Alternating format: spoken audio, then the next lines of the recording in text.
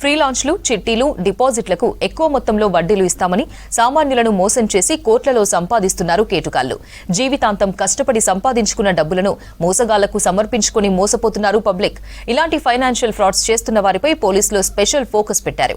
సామాన్యులను మోసం చేస్తున్న వారిని అరెస్ట్ చేసి ఇలాంటివి రిపీట్ కాకుండా చేస్తున్నారు పోలీసులు.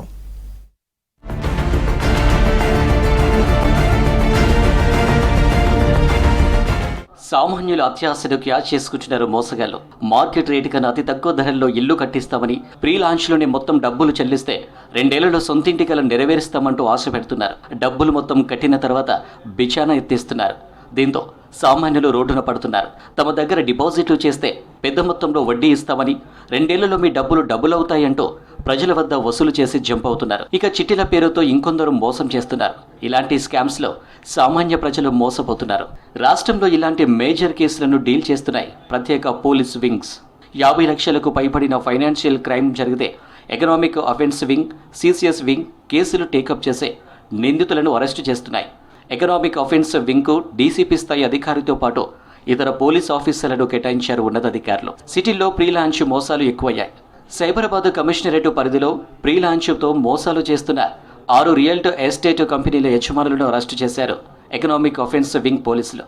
ప్రీ లాంచ్ పేరుతో ఎవరు మోసం చేసినా వదలబోమంటున్నారు Cyberabad economics offence wing DCP Prasad. 6 ఎకరాల 12 గుంటలు అని చెప్పేసి ల్యాండ్ను అక్కడ ఉన్న ల్యాండ్ లార్డ్స్ని జస్ట్ జీపీఏ తీసుకున్నారు. అగ్రిమెంట్ ఆఫ్ సేల్ తీసుకొని దాని మీద అది అక్కడ పెట్టి ఒక బోర్డు సెలెక్ట్ చేసి భారతీయ బిల్డర్స్ పెట్టేసి ఫ్రీ లాంచ్ అవర్ మీరు ప్లాట్లు బుక్ చేసుకుంటే అపార్ట్మెంట్స్ ఇంత ధరలు 3200 ఫర్ ఎసెప్ట్ అని చెప్పేసి ఈ రోజు బుక్ చేసి చెప్పేసి ఆ విధంగా చెప్పి అందరూ దాదాపుగా 350 మందికి వాళ్ళు అందులో సభ్యులుగా చేర్పించుకున్నట్లు మనకున్నటువంటి సమాచారం.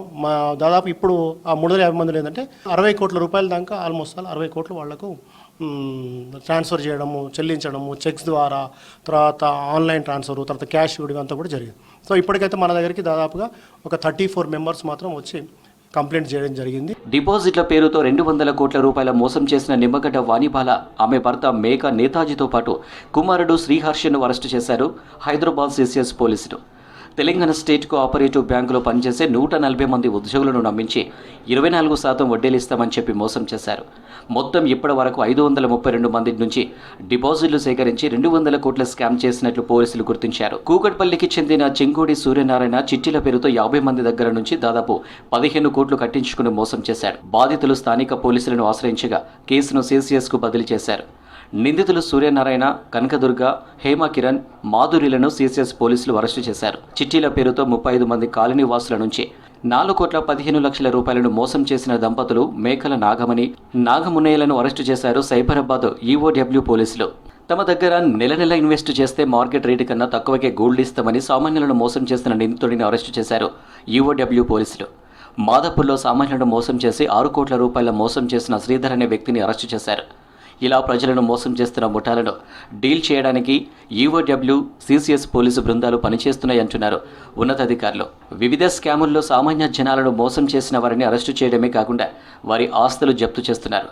కోర్టుల ద్వారా సామాన్యుల డబ్బులు తిరిగి ఇప్పించడానికి ప్రయత్నిస్తున్నారు ఎకనామిక్ అఫెన్స్ వింగ్ పోలీసులు.